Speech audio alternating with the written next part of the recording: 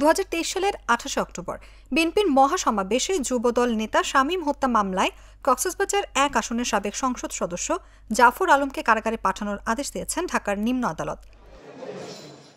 সোমবার বিকেল 4:40 দিকে মামলার তদন্তকারী কর্মকর্তা ও ডিবি পুলিশের মতিঝিল জোনাল টিমের উপপরিদর্শক ফেরদৌস আলম আসামিকে আদালতে হাজির করে কারাগারে আটক রাখার আবেদন করেন।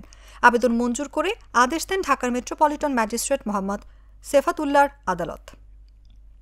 এর আগে গতকাল রোববার রাজধানীর ধানমন্ডি এলাকা থেকে তাকে গ্রেফতার করে ঢাকা মহানগর গোয়েন্দা পুলিশ। মামলা সূত্রে জানা গেছে, 2023 সালের 28 অক্টোবর বিএনপির কেন্দ্রীয় কর্মসূচি অনুযায়ী ঢাকায় মহাসমাবেশ ডাকা হয়। মহাসমাবেশকে পণ্ড করার জন্য একই দিনে আওয়ামী লীগ পাল্টা সমাবেশ ডাকে। বিএনপি নেতাকর্মীদের হত্যার উদ্দেশ্যে পুলিশের সহায়তায় মহাসমাবেশে হামলা চালানো হয়। হামলায় যুবদল নেতা শামীম নিহত হন।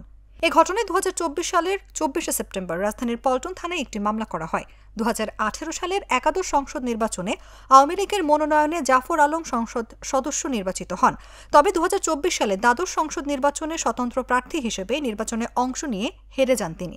জাফর আলম 2004 থেকে 2010 সাল পর্যন্ত চকরিয়া পৌরসভার মেয়র ছিলেন।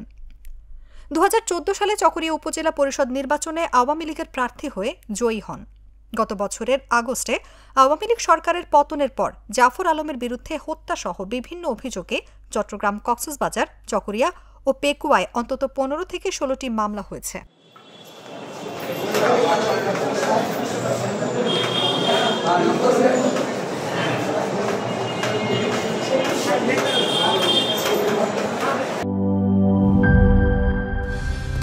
কালার এক্সপার্ট, জর্জ স্যাপ এবং মাইল্ড অন হ্যান্ডস টেকনোলজি সমৃদ্ধ অরিক্স ক্রিস্টাল ওয়াশ আপনার লন্ড্রি এক্সপার্ট।